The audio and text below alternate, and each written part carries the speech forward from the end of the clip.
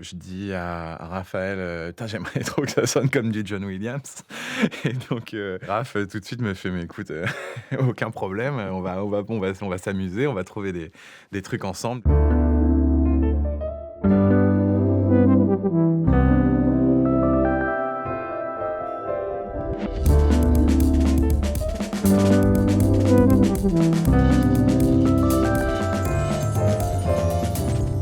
J'avais fait un court-métrage autoproduit avec mon frère, avec des potes et en fait, on avait, aucune idée de comment le mettre en musique et en fait, c'est un ami commun qui nous a mis en relation. On s'est tout de suite super bien entendus. On s'est parlé en référence, on a parlé de films tout de suite. Pas forcément de référence pour le court-métrage en question, mais en général, de nos goûts. Moi, je viens du jeu vidéo, donc j'avais aucun pied du tout dans le cinéma. Je faisais du jeu vidéo depuis le début des années 90. J'avais aussi officié dans ce qu'on appelle la démoscène. Pour ceux qui connaissent pas la démoscène, en fait, c'est un phénomène qui est né dans les années 80, qui consistait à des groupes de jeunes qui se réunissaient pour faire ce qu'on appelait des démos. Donc, c'était des espèces de clips musicaux et graphiques sur les micro-ordinateurs de l'époque. J'ai même été bien classé, assez populaire. J'avais un pseudo que c'était Audio Monster.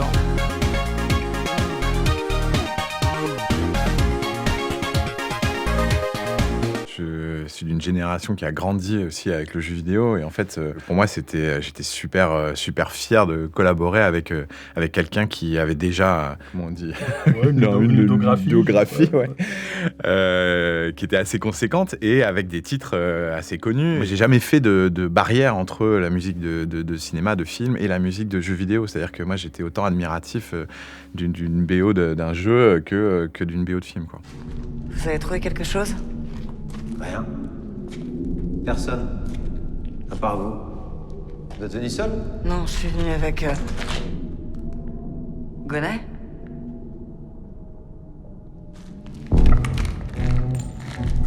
Gonnet?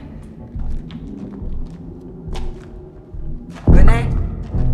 Moi, je le vois aussi comme un jeu vidéo, le final de Mangeur d'âme, avec des pièces différentes. On a l'impression qu'à chaque fois, on chope un bonus ou un malus et qu'on progresse vers le boss de fin de niveau. Donc c'est vrai que je l'ai vu aussi comme ça. Je sais pas quoi. si chez toi et Alex. Ah, mais pas du tout. Pas du tout. Ben, enfin. Non, mais le langage, de toute façon, la grammaire cinématographique influence énormément le jeu et vice-versa. Non, mais c'est inconscient tout ça, évidemment. Là, on rigole, on plaisante, mais le jeu vidéo a longtemps fantasmé le cinéma, a essayé de s'élever, entre guillemets, au rang du cinéma, ce qui était une erreur, parce qu'il avait ses propres codes et il s'est élevé de lui-même, il n'a pas eu besoin du cinéma, au point qu'aujourd'hui, à bien des égards, le jeu vidéo dépasse souvent le cinéma en termes de mise en scène et que le cinéma a commencé à s'inspirer du jeu vidéo. Donc maintenant, le serpent se mord la queue et il n'y a plus de l'un qui l'emporte sur l'autre, quoi. Qui est mort en premier? La femme. Mais ce qui est surprenant, c'est que l'homme a continué à donner des coups de couteau à sa femme très longtemps après sa mort.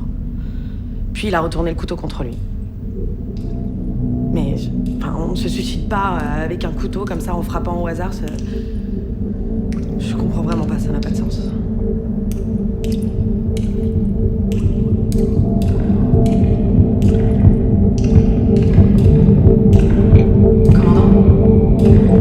Commandant, vous allez bien? Oui, ça va, merci. Je travaille très instinctivement la musique.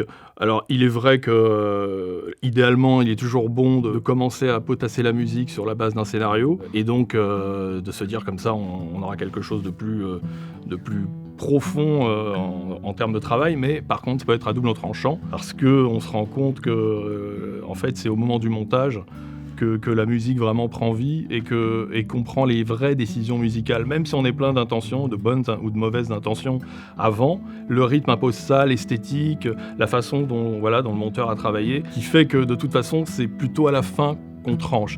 Même si ça n'empêche pas d'essayer de structurer. Moi, je pense que c'est important de structurer la musique d'un film. Moi, je peux pas écrire sans musique.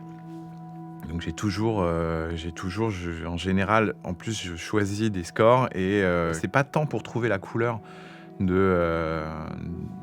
l'émotion qu'on veut générer avec notre histoire, mais c'est plus pour dans une volonté d'immersion. Moi, je trouve qu'il y a la narration de la musique de film permet de s'immerger vraiment, je trouve, dans le processus d'écriture. Tous les projets sont un peu différents. Surtout, c'est vrai que dans notre filmographie, on a toujours essayé de faire des contre-pieds, d'aller dans des univers un peu différents à chaque film. Et donc, ça appelle évidemment des univers musicaux différents. Avec Alexandre, quand on a les premières discussions avec Raph, je pense que ça doit être dur pour toi parce que c'est souvent bordélique. Il y a plein d'envies qui sont nées du tournage, de l'ambiance, de comment on pressent les scènes. On se dit, tiens, là, on va avoir besoin d'émotions. Il y a plein de moments où on se dit aussi, là, on a des faiblesses, on le sait, et donc il va falloir qu'on soit aidé par Raphaël.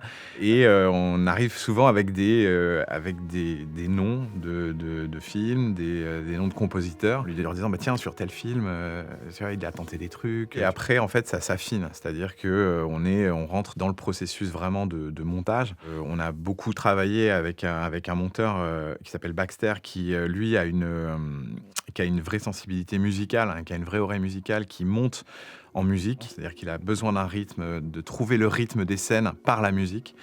Donc on fait beaucoup de musique temporaire, on fait beaucoup de theme tracks. Parfois, on sait qu'on a trouvé quelque chose vraiment très très, qui correspond vraiment à ce qui peut le mieux servir la scène. Donc là, parfois, c'est très chiant parce que pour Raphaël, on lui dit putain, ça, on s'y est vraiment attaché, on aime beaucoup, on aime vraiment ça. Et puis parfois, on n'a pas d'idée. Donc c'est-à-dire qu'on n'a pas trouvé vraiment la bonne couleur. On a mis quelque chose, mais on sait que c'est pas ça. Ou qu'il faut pas de musique. Grand talent aussi de Raphaël, aussi des fois, de nous dire les gars, mais là vous êtes fous de mettre de la thème track là, il faut laisser l'émotion vivre et tout. Donc ça, c'est des choses que nous, quand on est en montage, des fois on n'a plus le recul et on se rend plus compte. Toi, tu as encore cette fraîcheur là parce que tu arrives en fin de processus, donc vraiment tu redécouvres vraiment le film. Mais là, on est au service d'un projet, on est au service en l'occurrence d'un film. Le film, c'est avant tout le film de Julien et Alexandre, donc il faut que la musique les satisfasse avant moi. Il faut que je mette mon ego de côté, mais tout en ne me trahissant pas et en étant quand même fier du travail que j'ai fait. Depuis quelques films et jeux, moi, j'essaye d'adopter une méthode qui peut paraître un peu surréaliste, mais une fois qu'on a eu les premières discussions, qu'on a écouté, alors moi je les invite à m'envoyer, pas forcément, je suis pas forcément fan des theme tracks calés sur les films, mais par contre je suis preneur de liens vers des musiques dont ils pensent que s'ils avaient le choix, qu'ils pouvaient mettre des placeholders sur leur film, ils prendraient ça là, ça là, ça là. Et moi, ça me permet de capter l'ambiance psychologique qu'ils ont envie d'avoir sur leur film, tout en évitant évidemment de plagier ou même de ressembler, mais au moins de restituer la même émotion. Et donc, pour faire ça, la première chose que je fais, donc depuis 1 ou 2 films et jeux, c'est que je commence par faire un générique de fin. Parce que pour moi, le générique de fin, en général, c'est un peu la synthèse de tout ce qu'on a vu et entendu. Et donc, j'essaye de faire un générique de fin qui comporterait la majorité des thèmes et des motifs sonores qu'on est supposé retrouver dans le film. Et une fois que je l'ai fait, eux, ils écoutent, ils disent « Ah, ce petit passage-là, ouais, ça, c'est pas mal, je le verrai bien à tel endroit. » Et là, ça commence à se construire. Sur Le Mangeur d'âme, ça a marché, parce que le générique de fin qu'on entend dans le film, c'est à peu près celui que j'ai commencé à faire au début du film. Le dévoreur. La valeur d'innocence. De ce festin des âmes, il nourrit sa puissance. Il faut savoir que la couleur musicale, une fois qu'elle est trouvée, en général, il y a un soulagement pour tout le monde, parce qu'on se dit, Raphaël a trouvé la couleur, on a à peu près la couleur des thèmes. Donc une fois qu'on a validé et bloqué la bobine 1, ça va beaucoup plus vite et on est tous plus détendus, on va dire, plus sereins sur l'évolution du film musicalement, quoi. C'est vrai que tout le monde ne travaille pas comme ça. C'est vrai que nous, on découpe encore en bobine, ce qui ne se fait plus.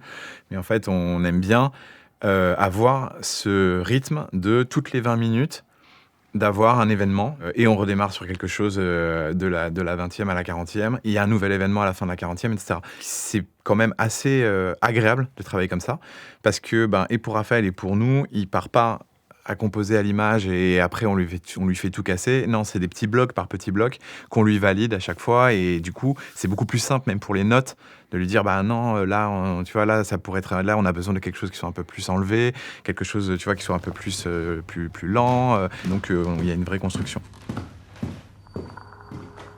Il vient avec la brume et la tempête. Il souffle sa folie sur les hommes et les bêtes. Si tu entends le murmure de sa forêt et le cri de sa montagne, c'est qu'il se réveille, le monstre infâme.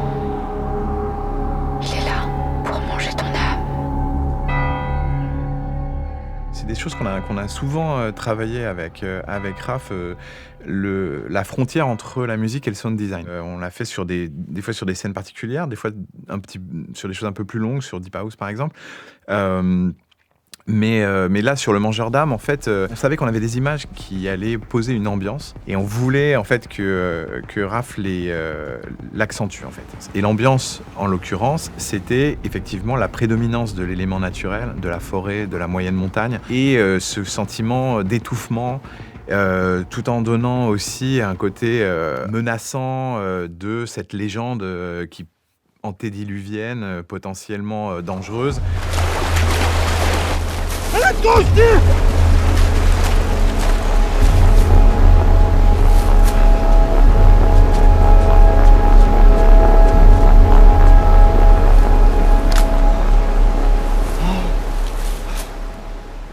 Raphaël, il est arrivé avec une proposition qui était en fait très envoûtante parce que justement c'était une musique qui se rapprochait un petit peu du murmure, du vent dans les arbres, justement et du coup ça cochait beaucoup de toutes les cases qu'on avait évoquées, c'est-à-dire vraiment de ce côté menace latente. C'est autour de nous, c'est là, mais on ne sait pas vraiment si ça va nous tomber dessus. C'était vraiment l'intention.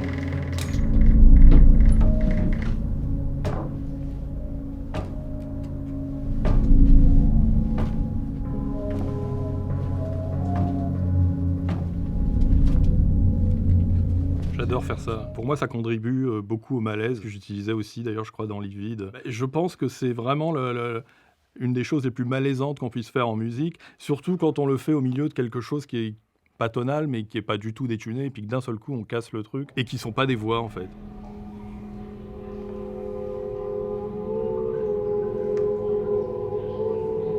Le Mangeur d'âme. Je voulais en même temps essayer d'imiter une voix, mais sans que ce soit une voix. Pour avoir un rendu un peu hybride et que ça donne un côté un peu étrange et insaisissable. On aurait pu faire quelqu'un qui chante, ça aurait été joli, mais pour moi, c'était peut-être un peu trop évident sur le plan sonore. Et là, on est quand même dans quelque chose d'assez... j'ai envie de suggérer, et donc cette voix, j'ai envie qu'on se dise, mais d'où elle vient ? Est-ce que c'est quelqu'un qui parle ? Est-ce que c'est une plainte ? Est-ce que c'est le vent ? Est-ce que c'est une créature ? Donc j'ai essayé de rendre ça en essayant d'imiter au maximum une voix sans que ce soit une voix à la base. T'arrives toujours à nous surprendre en fait. C'est ça que je trouve super. Parfois tu nous fais des contre-propositions avec des sonorités complètement incroyables, et on se dit mais d'où il nous a sorti ça ? Mais c'est génial.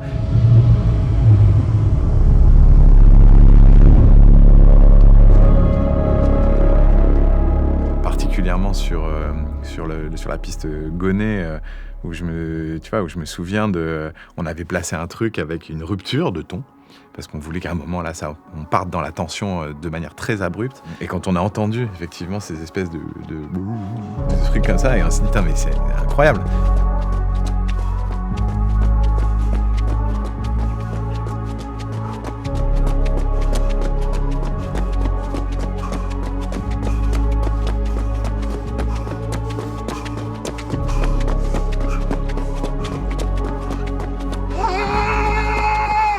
De manière générale, j'utilise tout le temps mon smartphone. Je me balade pas avec un enregistreur, avec la mousse sur le micro, comme ça beaucoup font. Mais évidemment, dans la vie de tous les jours, il y a plein de moments où, avant, quand il n'y avait pas les smartphones, on entendait un son, et on se disait « Oh là là, si j'avais pu l'immortaliser, je sais que j'en aurais fait un truc génial. » Aujourd'hui, je suis aux aguets, je suis au taquet. Dès que j'entends un truc intéressant, récemment, il y avait... Près de chez moi, il y avait un chantier avec des grues gigantesques. Il n'y avait pas un chat dans la rue. Du coup, les grues se sont mis à grincer. Et c'était une espèce de ululement qui était très, très inquiétant. Je l'ai pris.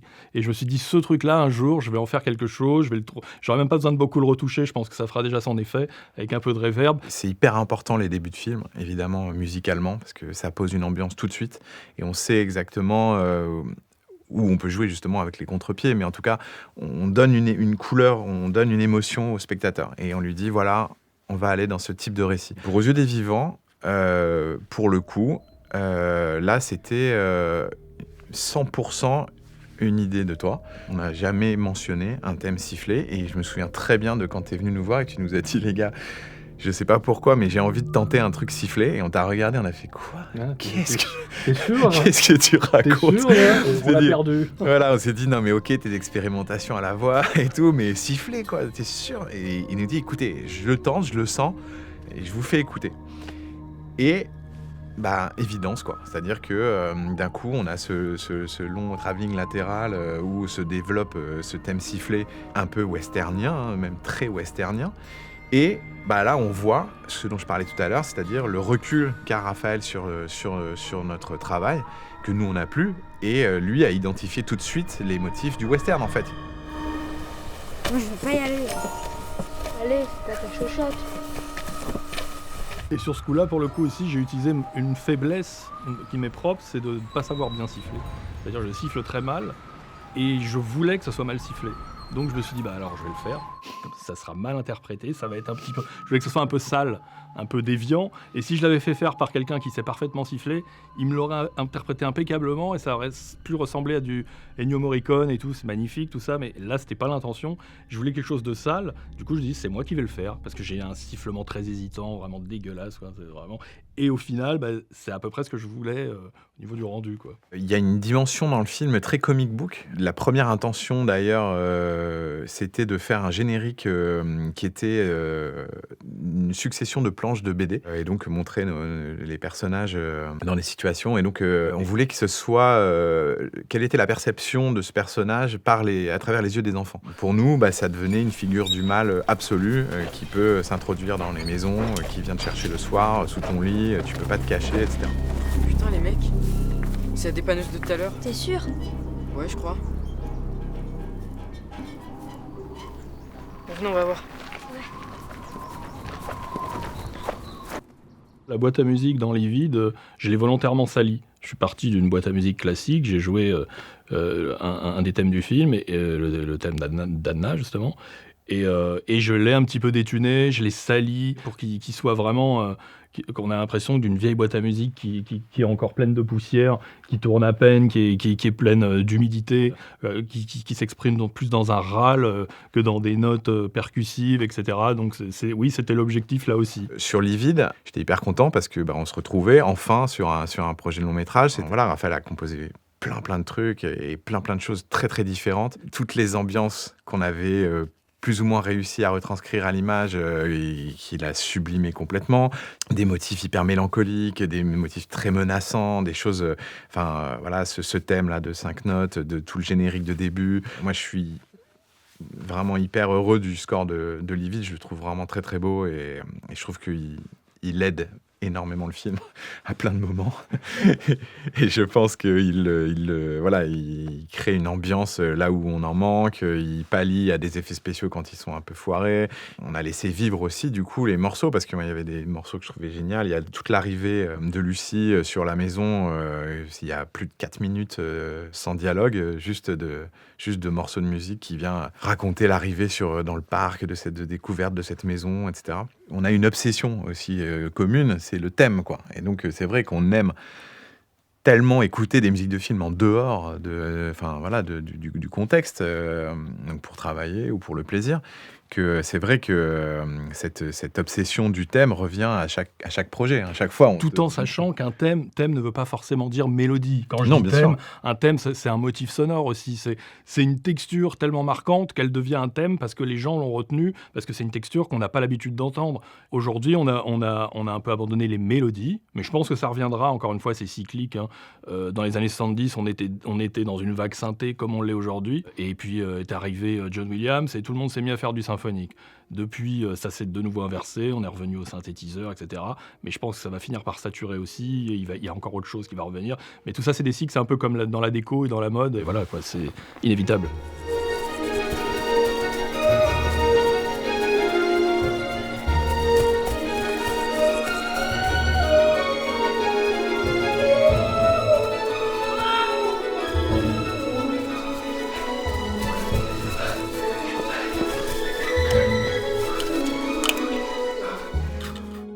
J'aime qu'une BO déjà puisse exister indépendamment d'un film et qu'elle ne soit pas là juste en tapis sonore, et qu'elle n'ait qu'un rôle fonctionnel et du coup qu'elle ne marque pas le spectateur au-delà du film. Moi, je pense qu'une bonne musique de film doit prolonger son effet en dehors du film. Pour moi, ça, c'est la marque des grands compositeurs, tu vois. C'est de changer de style à chaque film, tout en gardant sa patte, tu vois. Et moi, je trouve que c'est ton cas. Moi, je trouve qu'ils ont leur plus grand talent, il est vraiment graphique.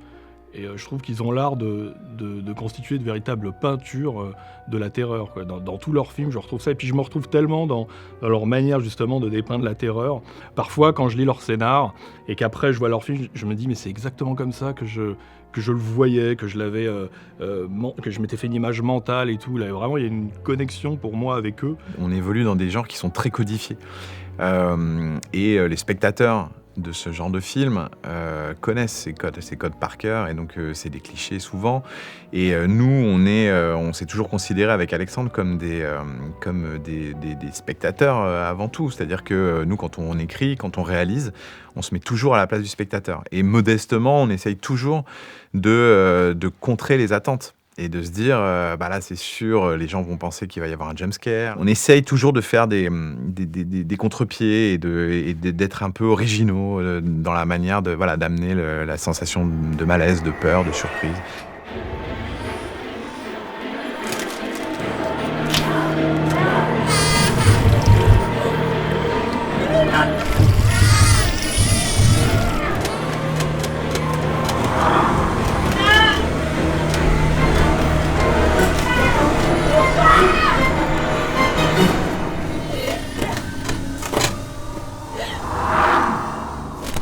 Ouais, c'est ça que j'adore aussi, c'est que toi, quand tu le retranscris en musique, c'est ce qu'on disait tout à l'heure, c'est-à-dire que moi, j'arrive toujours à être surpris, en fait. Donc voilà, donc je sais pas si on arrive à se faire peur mutuellement, mais en tout cas, ça continue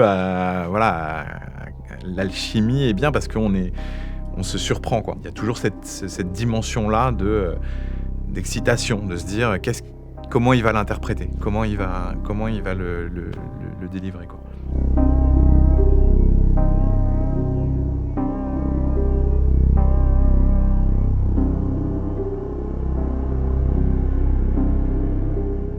Est-ce qu'entre vous, vous faites peur? Est-ce que vous arrivez à vous surprendre Non. par vos images, par vos sonorités?